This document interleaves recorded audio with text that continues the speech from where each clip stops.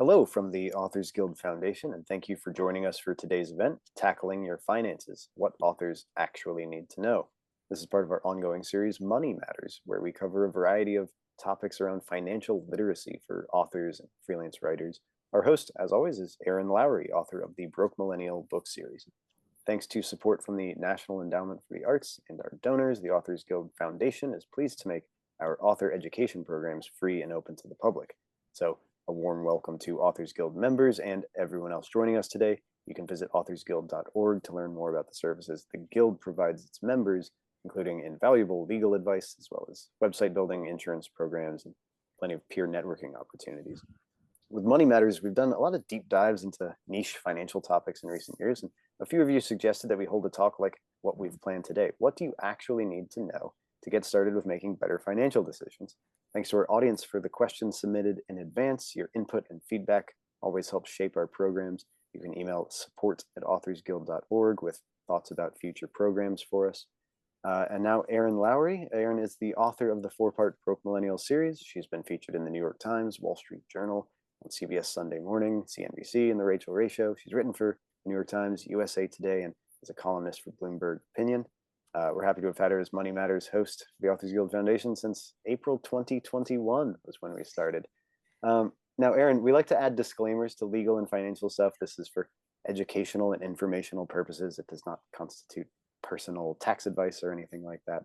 But I also think it's worth sharing with our audience a little backstory of how you got into your role as a financial translator. So I'll turn my camera off now and I'll let you take it from here. Thanks, Erin. Thanks, Johnny. Hi, everyone. Wonderful to be back with you all. Speaking of disclaimers, I also have to say I live in New York City, and unexpected construction is happening across the street. So we might hear some loud noises throughout the course of our time together today. But I'm very excited to be here. As Johnny mentioned, I like to call myself a financial translator. Really, I'm more often referred to as a personal finance expert, and my books are all on various personal finance topics. For me, the journey here started over a decade ago when I was in my early 20s. And to make it as short as I possibly can, I've always found money fascinating. But I was a theater kid. I was studying journalism and theater in college. I was not a math person. So I'm very much from the school of thought that you don't need to have excelled in math in order to be good with your money. Quite frankly, a lot of handling your personal finances is more about psychology than it is about anything beyond basic math. That said, I just find it fascinating how we all interact with our money. And I had an experience in my early 20s where a friend of mine essentially told me that when it comes to handling her finances, all she does is just hope she has enough at the end of the month. That was her entire strategy. And that for me was a light bulb moment because what you grow up around is normal. And I grew up in a home where we talked about money a lot. It was pretty much a neutral. It was just a reality of life. And my parents wanted to make sure we understood how the basics of money worked, plus a little extra, understanding some of the basics of investing, which frankly is one of the best gifts I think a parent can give their child is a comfort level with money and a basic understanding of it. And I'm somebody who just kind of likes to poke at hard things. So if I notice that folks around me are uncomfortable with a certain conversation, I'm interested about why. And that's really what got me started on researching and better understanding personal finance and then turning around and giving advice. A lot of my work is very storytelling in nature. Today we're going to do actually just more of the bolts and nuts and bolts so we can really get through a lot. And I do a lot of research talking to professionals, really bringing in that journalism background in order to make sure that that's why I like to call myself a translator, as I talk to the people who have all of the knowledge, all of the insight, all of the expertise, but maybe tend to use a lot of jargon. And I try to synthesize it into something that is relatable and easy to digest. Now, I love talking to fellow writers and authors. And I appreciate so many of the comments that were sent in, as well as the questions preparing for today. I do want to do that one other disclaimer that I mentioned, which is to just reiterate that the focus of this particular webinar is on the basics of personal finance. We will not be focusing specifically on business entities or on tax strategy beyond tax advantaged investment accounts, and also how to separate your personal and your professional funds. So if you are only interested in hearing tax advice or how S corporations or LLCs works, I have some good news. We will touch a little bit on it today. It's just not the entire focus, but we have done those webinars as well. Johnny mentioned there is a great resource available on the Authors Guild website. That resource library has webinars such as Q&A, tax tips for authors 2024, 2023. Stay tuned for 2025. And then also an estate planning one as well, and some others that will be relevant as I continue on today. The things we are going to be digging into: how to pick the right financial products for you on both a professional and personal front, paying yourself on a variable income, investing, why you should be investing, what does that mean for you, particularly as an author, possibly somebody who only earns a variable income, and how to be investing properly for your future, aka retirement. And then I also want to touch at the end about how to vet financial advice and pick a financial professional. We get exposed to a lot of financial advice these days, and it can be kind of easy to be scammed. So, we're going to be digging into that as well. So, first, starting with picking the right financial products. A lot of times, people will stick with the bank or financial product that they first opened an account with. And if we were all in a room together, I would ask you to raise your hands and say, let me know if you are with the same bank that you opened the very first time you needed a checking and savings account. This is incredibly common, in part because it feels like a big lift to change banks, particularly if you've got auto pay set up and your direct deposit goes to this bank. And there's just all of these things that are intertwined. So it just feels like, ugh, one more thing on my to do list to change banks. But it is important that we routinely evaluate the financial products that we're using to make sure that we're picking not only what is best for us, but is some of the best available ones out there. And I say that because banks make an inordinate amount of money off of us in fees. In 2022, banks made close to $6 billion just on overdraft and non-sufficient fund fees. So just one type of fee, they made almost $6 billion. And that's only banks that have assets of $1 billion plus that are required to even report. So just getting a sense of how much they make nickeling and diming us. That isn't necessary for you, though. There are plenty of options that exist that are low to no fee, particularly on your personal savings and checking accounts. You should not even have to jump through a lot of hoops like, oh, you need a daily minimum balance of $3,000. You have to have direct deposits totaling at least $2,500. Otherwise, we're going to charge you $12 a month for the privilege of having a bank account. They're making money off of you in other ways. You don't need to be paying them monthly fees. I want you to look for banks or credit unions that offer no ATM fees and may even reimburse you if you use a competitor's ATM. They offer lower or no overdraft fees and offer real overdraft protection. So, what that means is if you overspend your account, they will pull money. Overdraft protection pulls money out of your savings account, puts it into your checking account to cover the shortfall. Now, there are a lot of banks that will charge you $12, $15 just for moving money from your own savings to your own checking. It costs them less than a penny to do that transaction. So, a real gouging. And then the other thing is paying no monthly minimums or maintenance fees on your accounts.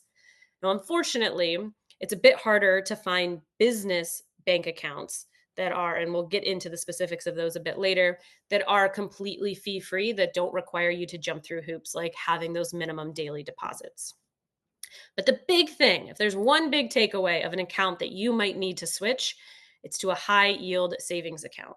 One of the quickest and most effective actions that you can take is to move your savings into a high yield savings account. There are a lot of well known brick and mortar banks that offer atrociously low rates on their savings accounts, better known as APY, annual percentage yield. That's usually the term that you'll see is, 3% APY. And when I say atrociously low, we're talking 0.01% or 0.05% level low. You can find rates today on banks that are offering you 4% APY. Now, listen, this is not get rich kind of money, but the difference is if you have, let's say, $10,000 in an emergency savings fund that is sitting in a high yield savings account earning 4% APY, you've gotten $400 passively by the end of the year. That's a nice little chunk of change. If you have $10,000 at a bank that's only offering you 0.01%, you got $1. Can't even buy a cup of coffee anymore. So Just something as small as switching at least your savings into a high yield savings account could be an action that puts a little bit of money back in your pocket. Now, I mentioned APY. I also use the term interest rate. They technically are different. People often use them interchangeably. They are quite similar. APY is what you want to pay attention to when it comes to researching savings accounts. I'm not going to get deep into the technicalities of how compound interest works on API versus interest rates. They are very, very similar, though. Now, I also want to point out that the APY of a savings account does fluctuate over time. The one silver lining of when we are in high inflation environments, like the one we've been in for a long time, is that savings accounts rates go up. As inflation cools, so too do the rates. They tend to come down a little bit. So within even the last 5 years, I've noticed on my savings accounts that are high yield, they've been as low as 0.5% and as high as 4.75%. So that's a big difference in terms of just the passive amount that I can earn on money sitting in a savings account, but it's all better than 0.01%.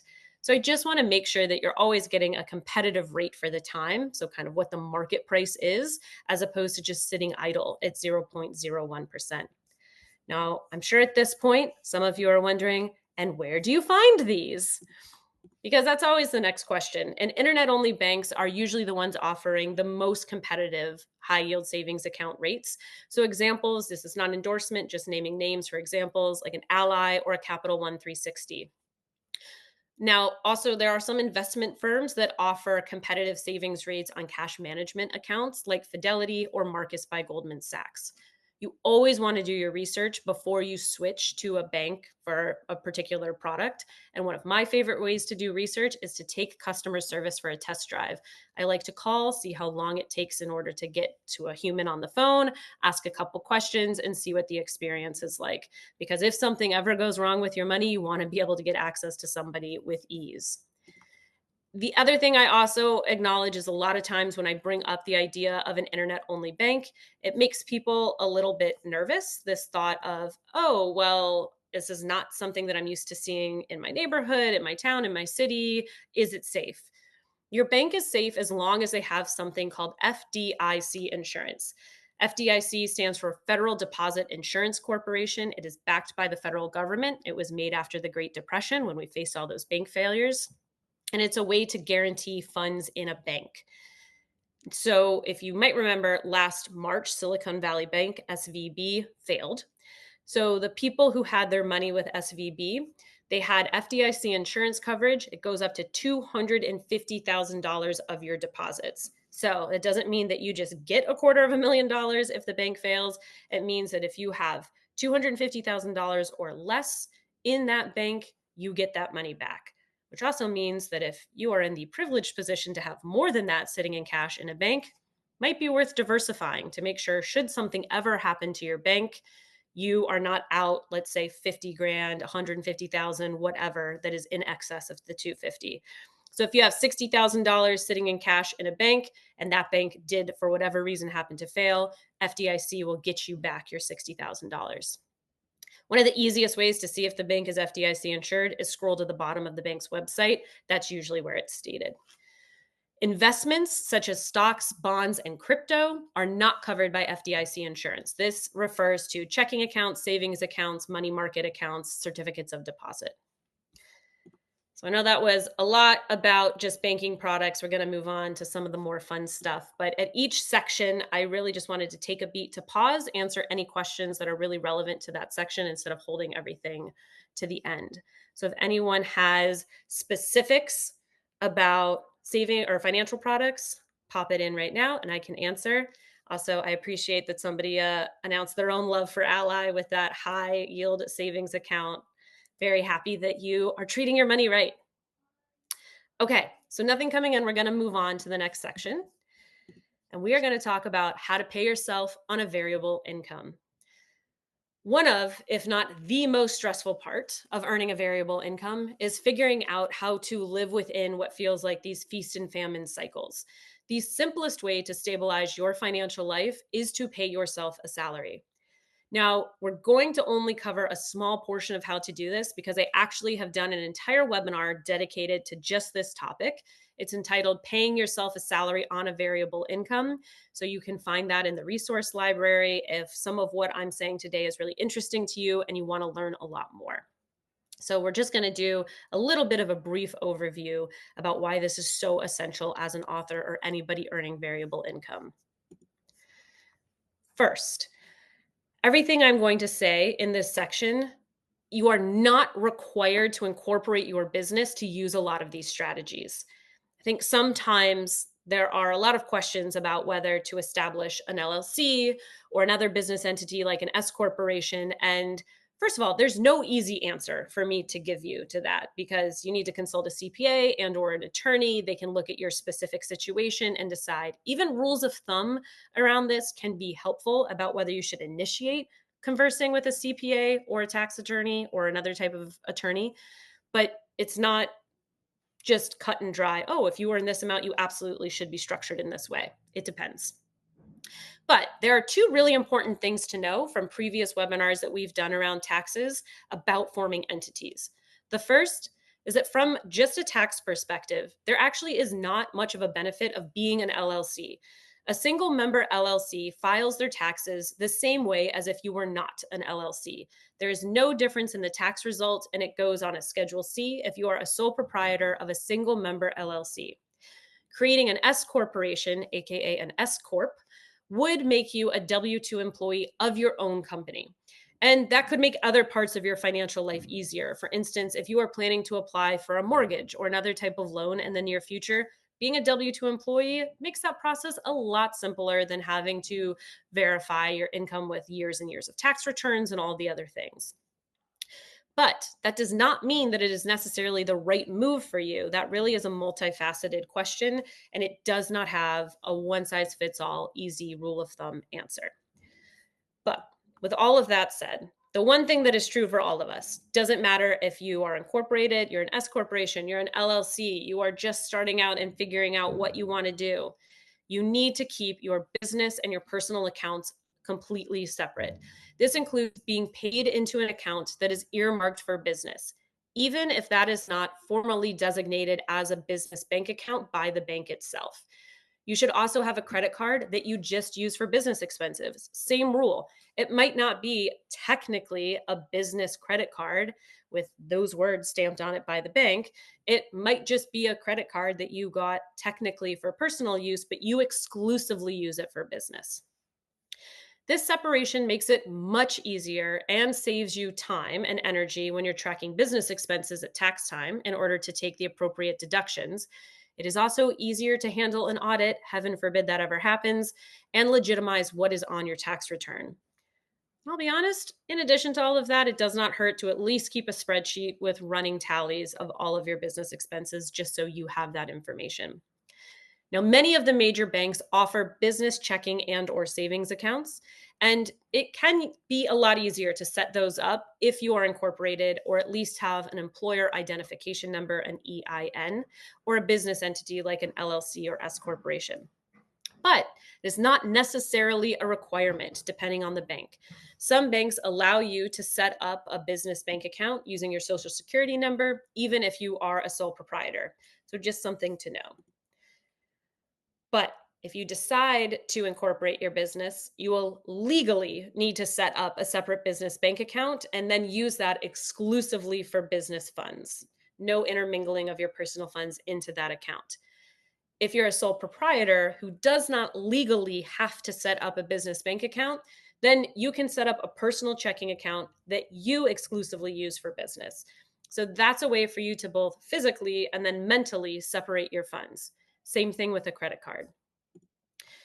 Now, I know from very personal experience, I have been self employed for quite a long time at this point, that being a writer comes with those high income months, and especially when royalties or advances are hitting. And then there can be low income months, sometimes for sustained periods. So, for example, me personally, it's November when we're recording this. That's a royalty month for me. So, I expect this to be a significantly higher income month than last month because I know that my royalties for two of my books are hitting.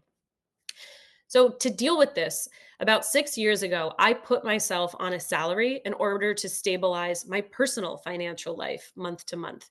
This was years before my business was structured as an S corporation and I was legally required to be on payroll. So, what I did in order to put myself on a salary as a non incorporated business entity was I first figured out how much I needed each month just to cover my basic expenses. So, the bare minimum that I needed just to pay all of my bills.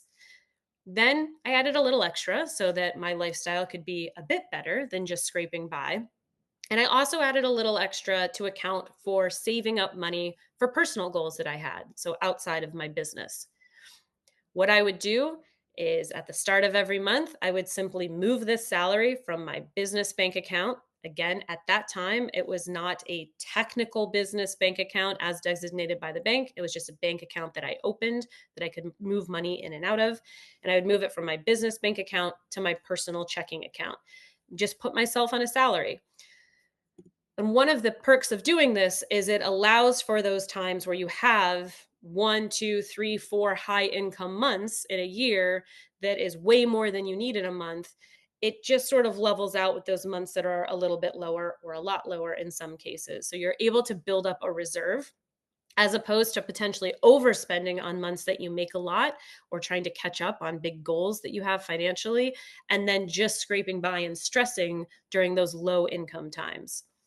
Determining and paying yourself a monthly salary in this case also was requiring to what you needed in terms of net income after paying taxes and after retirement contributions, which I'll get to in a moment.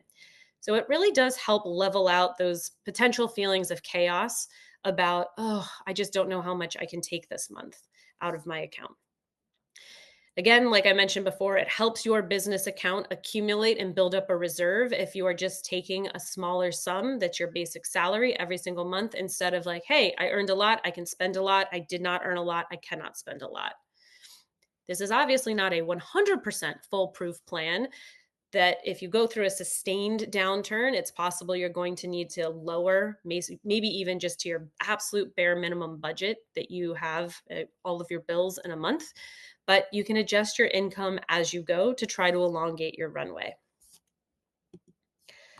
Now, if you are not set up as an S corporation and you are not on a formal payroll system, I'm going to explain a strategy for how you can create your own. I just want to point out that for people who do have an S corporation and have to legally file and run payroll, you are paying yourself a set salary.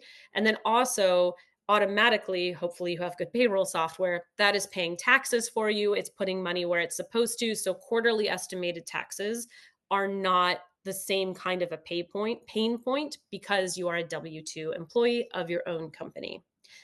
But for those of you who are not incorporated and want to look into this option of creating a salary for yourself, here's the system I recommend.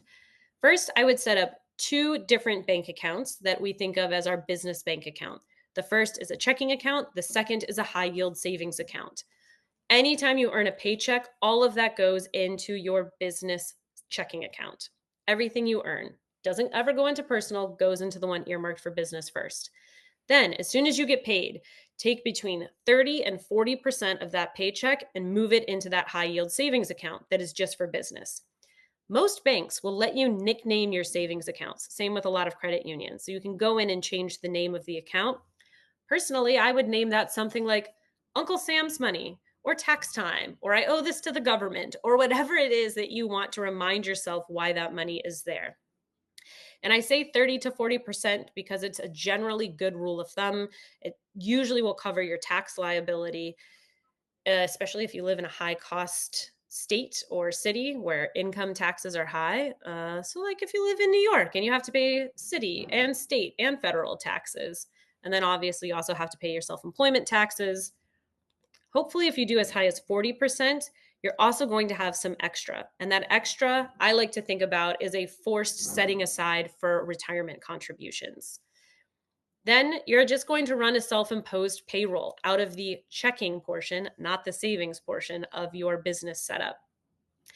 It doesn't matter how you run it. If you want to pay yourself weekly, if you want to pay yourself bi weekly, if you want to pay yourself monthly, Just whatever the sum is that you determine. Let's say you decided $4,000 is a good salary for you. It covers all your basics plus some extra, plus you can put some money into your personal savings goals. Then the first of the month, every month, you move $4,000 out of that business checking account into your personal checking account, and you've just paid yourself your salary. Again, it's great to have your tax obligation separate. For me personally, I like the visual separation so that when it came to quarterly estimated tax time, I wasn't seeing this huge chunk of change in my checking account and thinking, oh, that's all the runway I have, when really maybe a quarter of that had to come out of my account in order to pay my quarterly estimated taxes. So I personally liked the separation. Now, speaking of quarterly estimated taxes, I know some questions came in about that. So I just want to review how those work very quickly. Even if you do work a traditional job on top of your writing income, you might still need to pay quarterly estimated taxes, or else you risk paying a penalty. It depends entirely on how much you earn in your side income in this particular case, and how much is withheld from the paycheck of your day job. If you do not want to pay quarterly estimated taxes because you work a traditional job, you could consider changing your withholding information on your W 4. So you're withholding a significantly higher portion of your day job paycheck to account for and compensate for not paying quarterly estimated taxes.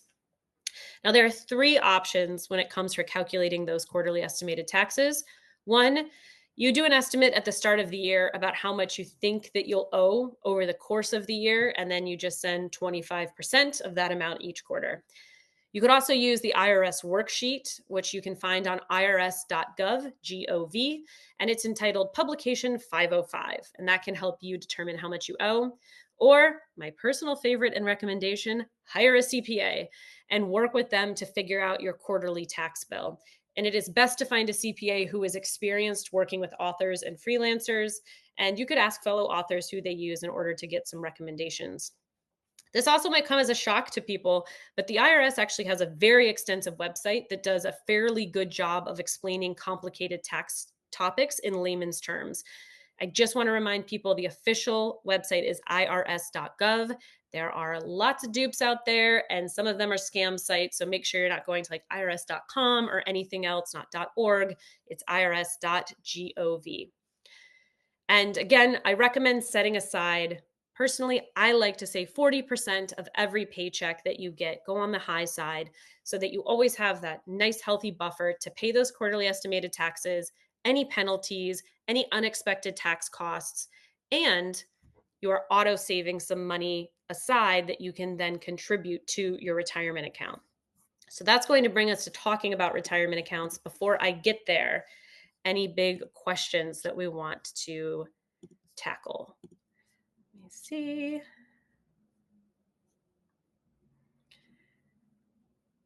So one person said, if your author business is not your sole income, is there a standard point where you would begin giving yourself a salary instead of reinvesting all income back into the business of being an author?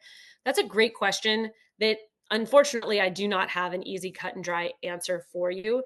I think a lot of it depends on how you're thinking about your author income. Is that being used just to build this career that perhaps you ultimately want to transition into full time and out of the other jobs that you're working? Or is the other job a career that you love too? And the author job is something that will maybe always stay on the side, or even something that you retire to in the future? Thinking about what the goal is of your work as an author in terms of your career, as well as what you want that money to do, is important. Reinvesting into being an author is a great option. You could also use some of those funds to reinvest into your life and making your life easier, better, richer, fuller, whatever you want to do. There's no particular right or wrong answer here. For me personally, what I used to do back when I had a day job and was working on the side is I would take about 25% of my side hustle income and use it for big financial goals. So whether it was investing in some cases, there would be times where I would put a huge amount of it into retirement accounts, also because I was tax advantaged.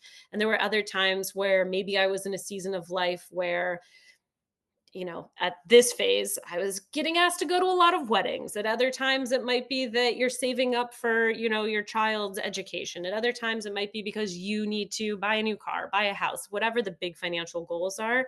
It's okay to have percentages. We don't have to be very all or nothing and binary on how we're using that kind of money. I hope that was helpful. All right. Can you wait until the end of the year to send all quarterly taxes rather than estimate ahead? No, you will pay a penalty. They want their money throughout the year. If you have to think about it, like traditionally employed people are paying money every single time they get a paycheck. They have taxes coming out.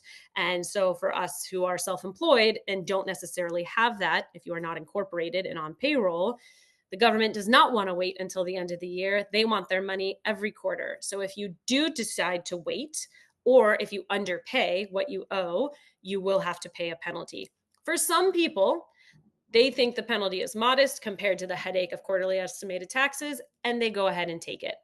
For other people, they do not want to have to spend any more than they have to on taxes. So it's really to each their own. But if you do kind of run the risk of paying the penalty, make sure you really understand how much that penalty is going to be. All right, I am going to move on to make sure that we get through all of this, but there will also be Q&A time at the end. Okay, we're going to talk about retirement now. And I have to share one of my big soapbox issues here. We're all writers, everyone on this call. And as such, we know that words matter and language is important. And there is a term that gets used in personal finance that makes me so upset. And that is saving for retirement. No, no, no. You are not saving for retirement. You are investing for retirement. It really is a misnomer to say saving for retirement. And the reason is when it comes to something like an IRA or a 401k, that is not an investment. That's a vehicle to pick investments to put into. If you think about it like this, an IRA or a 401k is the house, but you have to fill that house with furniture, with decor, you paint the walls. Otherwise, it's just an empty house. It is really critical that you understand that contributing money into a 401k on its own, it could just be sitting there in cash. You would be shocked at the number of people I know of all ages who have made this mistake. When you set up an IRA or a 401k, you also need to pick investments. Now, there are some cases, thanks to some new legislation, where people are auto-enrolled into certain investments. Again, you want to make sure those are the right fit for you. That's a bit of a different conversation. But there are a lot of people, particularly if you're self-employed and you're setting this up by yourself, that just set up a SEP IRA or a solo 401k and then just have money auto-contributing every month, but they never picked these investments. So it's sitting in what's called a cash settlement account or a money market fund. So when you log in to, if you already have retirement accounts set up and you log in, look to see where the money is. If all of the money is sitting in something that has the word cash in front of it, you have not been investing for retirement. You just have money sitting straight up in cash. And the reason it's so important to me that we tell the difference between these two, I'm going to share some slides right now because I find it easier to talk numbers when I see them. The difference between saving and investing is really important. So make sure you can see this screen. Play for this current slide. So we have Leslie and Ben here, and we're going to walk through the difference between saving and investing. So Leslie started investing at 25 when she first began putting money into a company 401k. She put $400 per month into her 401k. For the sake of simplicity, we're not even getting into employer contributions. In this case, we're just saying all Leslie ever did was put $400 a month for 40 years into her 401k. Now here's Ben. He waited until he was 35 to start contributing to his 401k, but he decided to double down. He wanted to play catch up with Leslie, and he put $800 a month into his account. They both planned to retire at 65, and they both received an average 7% return. So what this looks like is that for Leslie, with that $400 per month, with a 7% return for 40 years, just shy of $960,000. Now, Ben, trying to play catch up with a timeline of only 30 years compared to 40 years, same 7% return, but with $800 per month, does not catch up. He ends up with a bit shy of $907,000. So Leslie, putting away less, but starting earlier, ended up with $50,000 more. But this is assuming that this money is invested and doing some of that heavy lifting for them. If all they did was save, Ben would come out ahead by quite a significant margin. And not only that, Leslie saving $400 per month for 40 years doesn't even crack $250,000, which means she probably does not have enough money to retire on. This is also an important demonstration between you are not required to invest your money for retirement. If that makes you extremely uncomfortable, you do not want to invest your money in the stock market, but you're going to have to save so much more money to achieve the same goal. So, when we're talking about investing for retirement, as self employed people, as authors, you have three big options in front of you. The first is a traditional or Roth IRA. Then there's also the SEP IRA or the solo 401k. Now, I do want to reiterate, if you work a traditional day job and you have access to a 401k or a similar retirement plan at work, there is some level of impact about what you are legally allowed to do with any income you earn in a side hustle.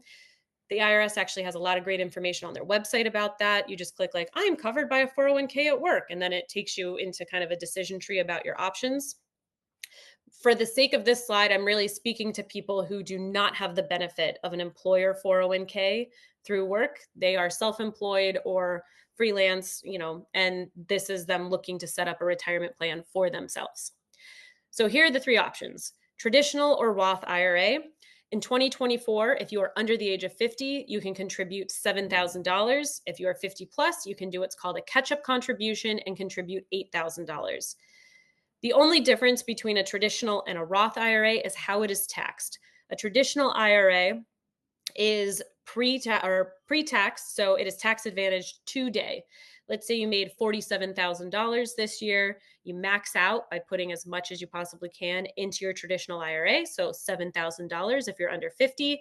That brings your taxable income in the eyes of the IRS down to $40,000. Now, if you do a Roth, that is a post-tax contribution. So it just means that you are contributing the money to that Roth IRA after you've already paid taxes on it. The benefit is in the future, when you take money out, you get to take it out tax-free. So all that matters between these two is when you want the tax obligation and when you want the tax benefit. If you think you're in a higher tax bracket today than you would be in the future in retirement, then traditional probably makes more sense. But if you think you'll be in a higher tax bracket in the future, Roth probably makes more sense. There are income restrictions for how much you can earn to take the deduction on a traditional. There are also income restrictions on being eligible to contribute to a Roth IRA. I'm just going to say this term. There is something known as a backdoor Roth IRA. It is very technical and complicated. I am not reviewing it in this presentation, but if you're interested in that, because you make a lot more money than the income restrictions for a Roth, I would talk to a CPA. I would not try to do it by myself personally. Then we have the SEP IRA. You can contribute so much more money to a SEP IRA compared to a traditional or Roth IRA. To be honest, if you are self-employed and you are looking to set up a retirement plan for yourself, I really would focus either on the SEP IRA or the solo 401k, just because of the potential to put in so much more than $7,000 or $8,000. With a SEP IRA, the maximum you can put in is, bear with me, the lesser of 25% of employees' compensation, or $69,000. So what that means is if you have earned employees' compensation, so if you have earned $100,000 in 2024, then the maximum you can contribute is 25% of that, which is $25,000. If you earned a whole lot of money and 25% of that is, let's say, $75,000, then okay, you're capped at putting in $69,000 in 2024. Either way, that's a whole heck of a lot more money than that traditional and Roth maximum, which is $7,000 or $8,000.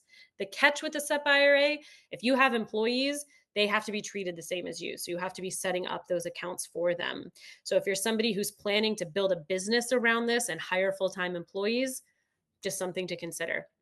Now, with your solo 401k, you can also potentially contribute as the employee and the employer, which makes the maximum contribution $23,000 in 2024, the max you can put into a 401k this year as the employee. And then you might also be able to do an employer contribution on top of that.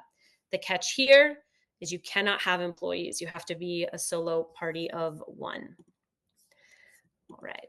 So Other tax advantaged accounts that you could consider, these are not necessarily for retirement, but just things to consider if you're trying to lower your taxable income.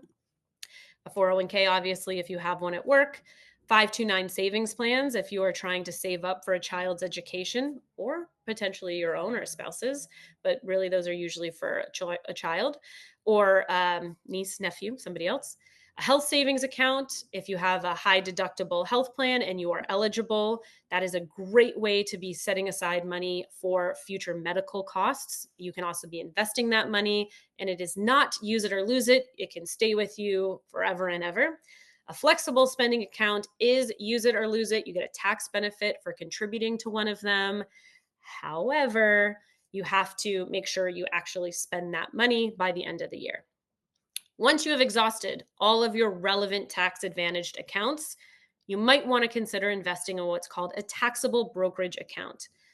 All that means it could be picking the same exact types of investments as you would be in your 401k. It just means that you are not getting a tax advantage from doing it. It's not lowering your taxable income. And also, it's easier access. Keep in mind, when you put money into a tax advantaged account like an IRA or a 401k, you're essentially locking that money up until you're 59 and a half, when you can start legally withdrawing from it without having to pay a penalty. If you take it out for a non-qualifying expense, because of course there are some loopholes, ahead of 59 and a half, you have to pay taxes on it. You might also have to pay a 10% tax penalty, which can be pretty hefty. So if you are looking into, maybe you're fully maxing out all of your retirement accounts and you want to still be investing for other goals that you have, you want to look for a taxable brokerage account. And I just want to go over very quickly a couple types of investments you should know about and what these terms are. Stocks, equities, and shares. You own a piece of the company. Companies sell ownership stakes in order to either grow and pay off debt or both. Technically, stocks are divided into shares, meaning that the term shares and stocks are not actually interchangeable. They often get used as such, but both refer to the ownership of a company. These investments are usually considered higher risk and aggressive investments. Mutual funds are a way to buy a small amount of many stocks by essentially pooling your money together with multiple investors. You do not have to be figuring out the multiple investors. You go through a brokerage and a professional is helping do this. So you're putting money in, and a professional with a mutual fund is usually picking the investments. So they're known as actively managed because a person is picking the investments. That usually means you're paying a higher fee. Index funds are essentially mutual funds that are not actively managed. They're what we call passively managed funds. They're passively managed because they mirror an index of the stock market, like the S&P 500 or the Dow Jones Industrial Average. An index is just a way to measure the stock market's performance by looking at a statistically significant portion of the stock market. For example, the largest 500 companies that are publicly traded, hence the S&P 500. And then ETFs, or exchange traded funds, are essentially a hybrid of a mutual fund and individual stock picking. This gets a little technical, but mutual funds, all of those orders are actually fulfilled at the end of the day, where ETFs, you can kind of be buying and choosing throughout the day. So you can be catching exactly a stock price at a certain time instead of just what the price was at the closing bell. Honestly, as a rookie investor, or even as a seasoned investor, like the technicalities don't matter quite as much as how much are you paying for it? What's the expense ratio? And we'll get into that in one moment. Two other types of investments I want you to be aware of: certificate of deposit, aka a CD, very similar to a savings account, but you agree not to take the money out for a set period of time, 6 months, 1 month, or 1 year, 3 years. And in exchange, you are offered a higher APY, typically than prevailing high yield savings accounts. And most importantly, that amount is fixed for the term. So, as I mentioned, APY fluctuates on savings accounts, but it's going to be fixed for the term of a CD. So it's just not easily accessible. If you take that money out prematurely, you're going to have to pay a penalty.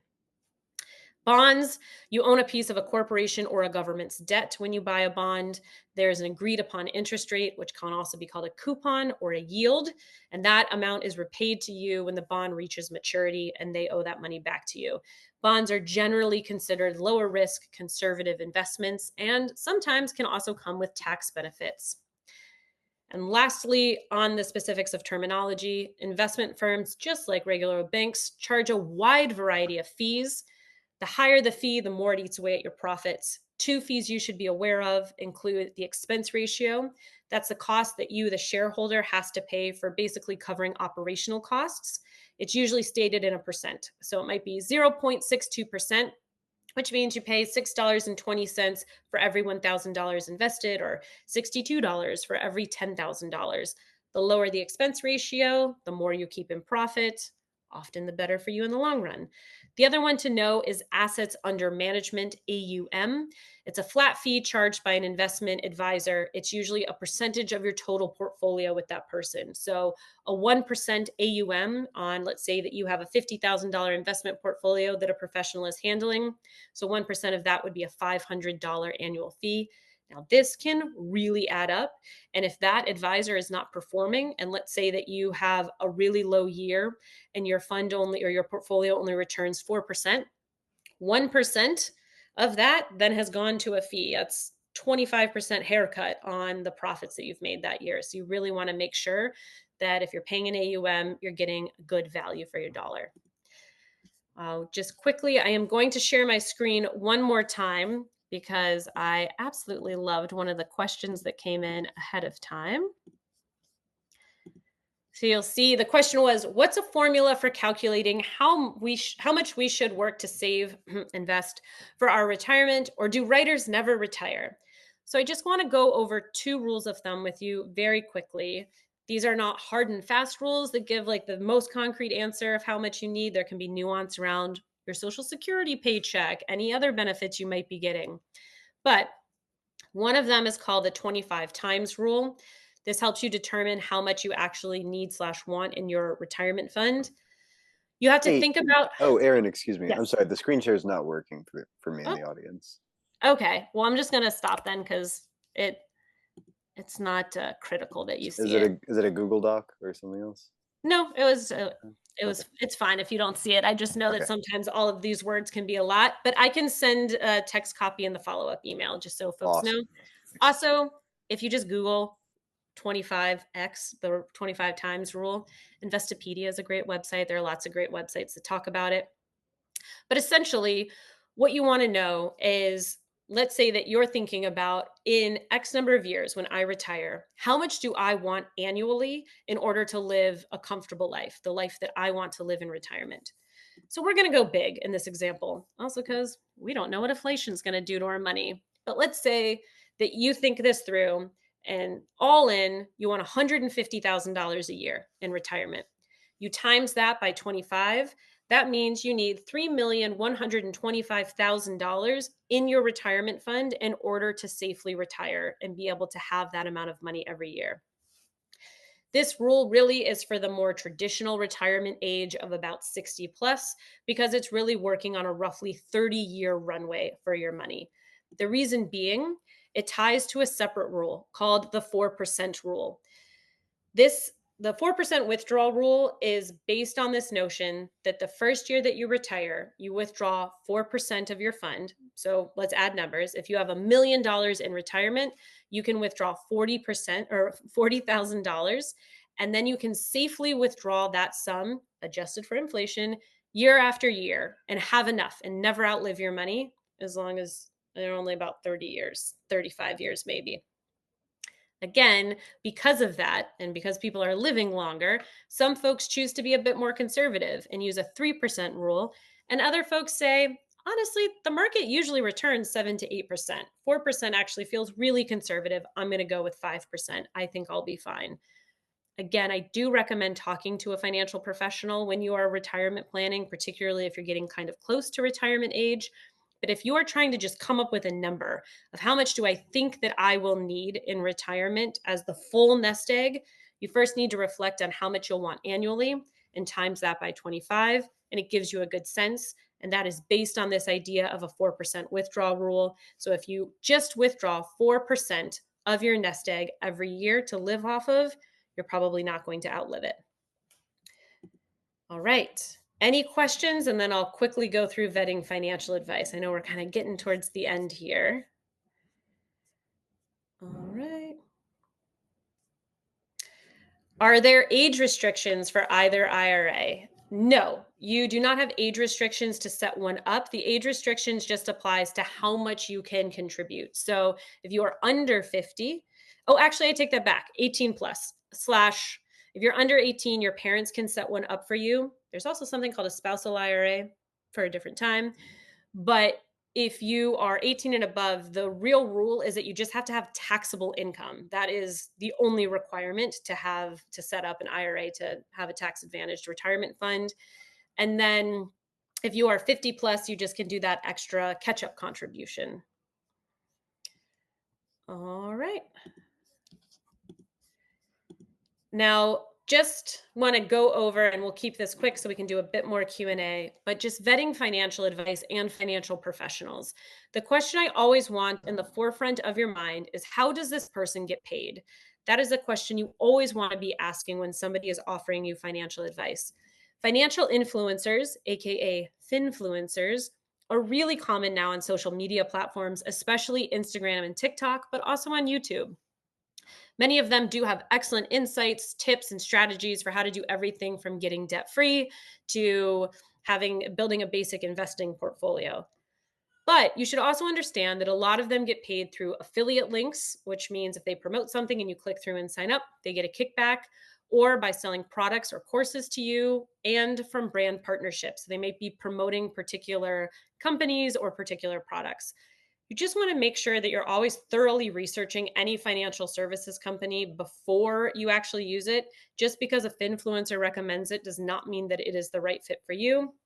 It also doesn't even mean that it's a good product. If you also like to use websites that compare and rank financial products, or after this call, I've mentioned high yield savings accounts so many times, you might go and look one up, or you might go look up a taxable brokerage account. And you might come across websites like a NerdWallet or a Bankrate or a Credit Karma that are comparison sites to compare lenders and banks. Generally, those sites make money through affiliate links, meaning when you sign up for a product by clicking through their website, they get a kickback.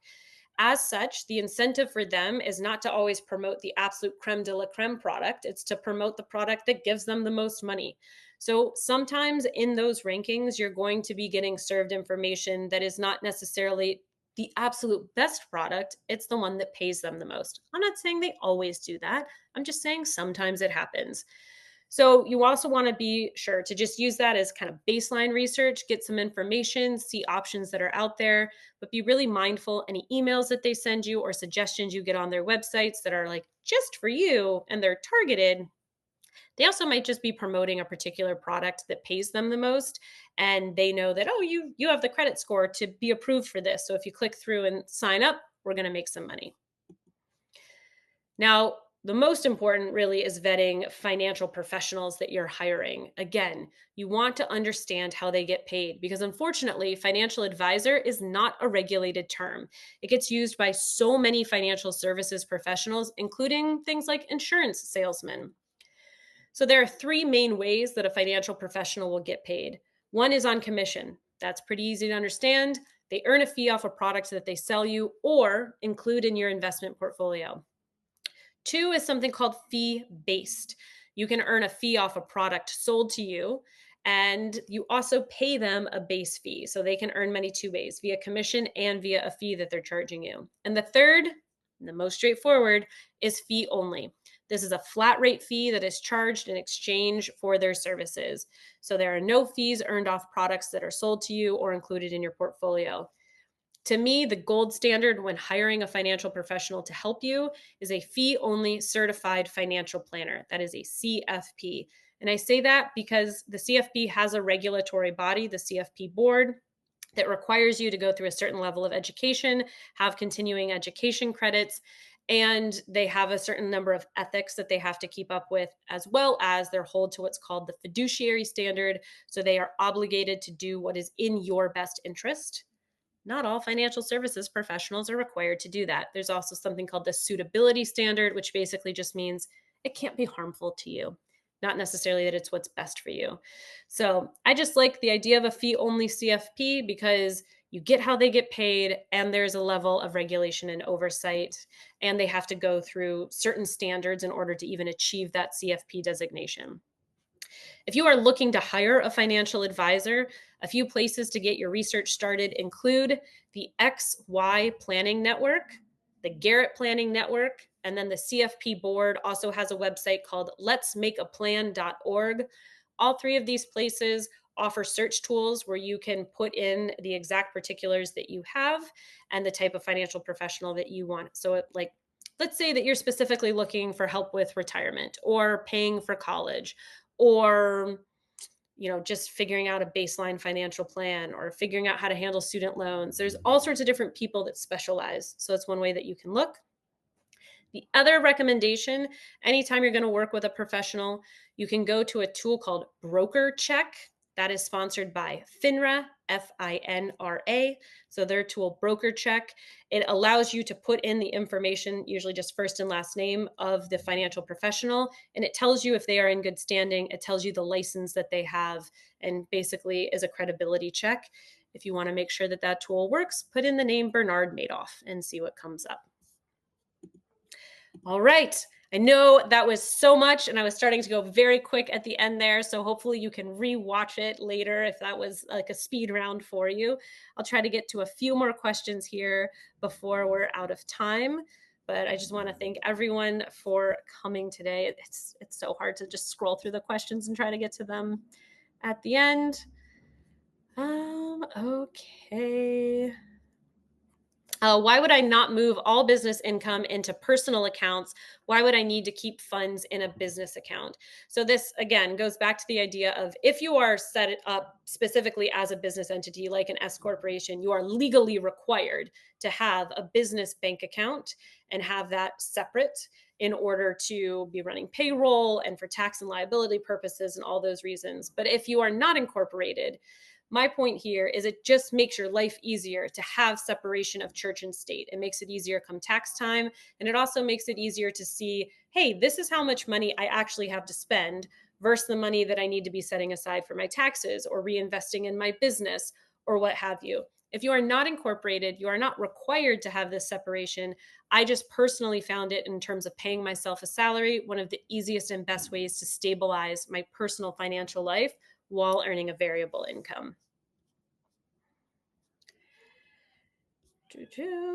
Are the two business accounts, checking and savings, and the personal checking and savings, best housed in one bank rather than more than one bank? My business accounts are at a separate bank from my personal checking. And then when I was not incorporated, I sort of had the best of both worlds. I have a few different banks, so that was a bit of an elaborate weave of my own design. But it's really your call. If you visually find it helpful to have everything housed at one bank and you're under that $250,000, then great. That might be what works best for you. But if you're somebody who has a preference to a particular credit union or bank that you want for your personal, and you decide to use another bank for business, that works too. It's just having them in separate accounts that I find is very helpful, both visually and keeping things separate and being able to track expenses comes tax time. If you have a high yield savings account with easy free transfers, why would you not move as much money as possible into that and let it sit all the time with just enough in business checking to cover routine expenses? Why not let as much of the money as possible earn interest and move money back into savings checkings when liquidity is needed? Great question. Again, depends on the legalities of whether or not you're incorporated. A lot of the business savings accounts are not high yield, unfortunately. So you can't necessarily have one of those if you are incorporated. But if you're not, or even just from a personal preference, some of this comes down to technically there are a maximum number of transactions you can do moving money out of savings into checking every month. A lot of banks now it's around 10. Technically, they could convert your bank account or your savings account to a checking account if you exceed those number of transfers. A lot of them have gotten much more lenient over the years, but that is something you need to technically look into, is maximum number of transfers. And some of that is just personal preference. If you're somebody who wants day of immediate easy access, not having to move money out of savings into checking, particularly if they are at separate banks. If everything is at one bank, that's a pretty day of seamless transaction. But if you have high yield savings at Bank A, but then over here at Bank B is where your checking account is. It could take a few business days to move that money over. So if it's a real emergency and need, you might want to always have a little bit of a surplus in that checking account so that if it takes a few days to clear from savings to checking, you're going to be okay. All right. I know that you had so many more questions. I apologize that I could not get to more of them. I appreciate everyone for attending today. And again, we do have so many webinars already prepared. If you have feedback or thoughts for future ones, especially based on this, things that you want to learn more about, feel free to send that feedback to us and we will take that into consideration when planning future webinars. Thank you all so much for attending.